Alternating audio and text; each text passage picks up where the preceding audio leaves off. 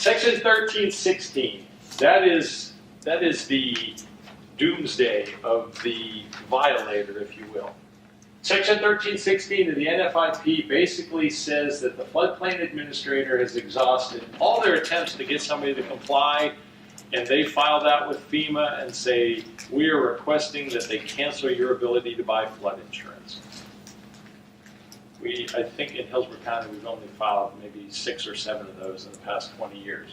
Because basically when you file that, it's not instant, it's not just me saying, hey, I want their flood insurance canceled, the next day it's canceled. You go back and forth with discussion in FEMA, they review it, they ask you what you've done.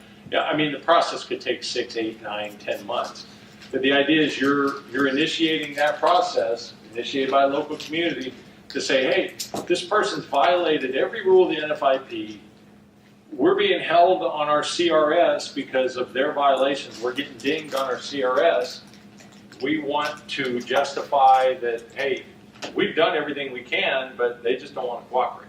I guess that's someone who was substantially damaged, and now that it's time for them to rebuild, they're not rebuilding up the code. Is that kind of? No, the flip side would be they had a building that was substantially damaged. We told them they had to elevate it. They didn't elevate it. They went and built it all without a permit. Yeah. And now they're just thumbing their nose at the county saying, I'm not doing any of this, and you can't make me.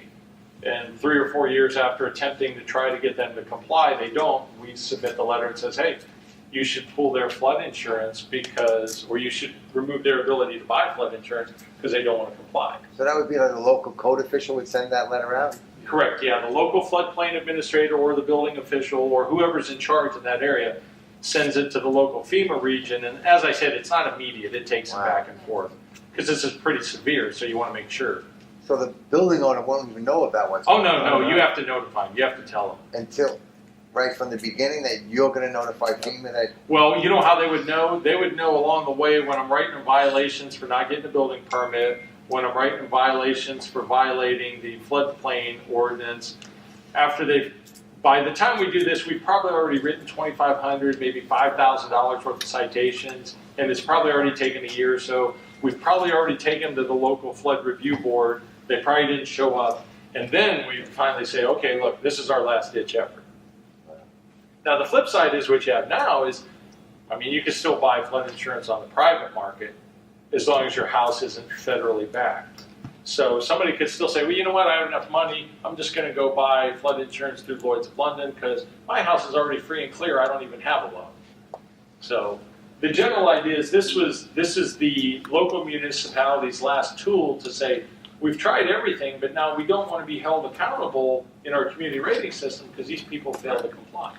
So all the fines that you accumulate over that period of time before you go this route, you will lien against property? Yeah, we lien those on the property. Yeah.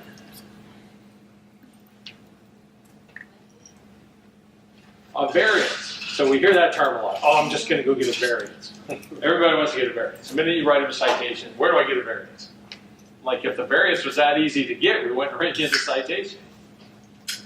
Variance can result in increased risk. Yeah, it could. Local decision approved by the local board must be unique to the property, not the owners. So grandma's in a wheelchair, I don't want to elevate my house, can I just build it on grade? And I know it's below BFE, but grandma's in a wheelchair, we can't push her up that ramp. Would that be a viable option for a variance? No. No, because it's on the person, it's not the structure. Because at some point in time, grandma's going to depart, and then I've got a house in violation with no real reason why it should be in violation. And obviously it does not create a threat to others. Yeah, I gave Joe a variance, but now everybody else in the neighborhood's affected. You know, is that right? Is that fair? No. And I guarantee you everybody else in the neighborhood's going to call and complain and they go, wait a minute, why did he get variance? And the flood insurance rates cannot be waived.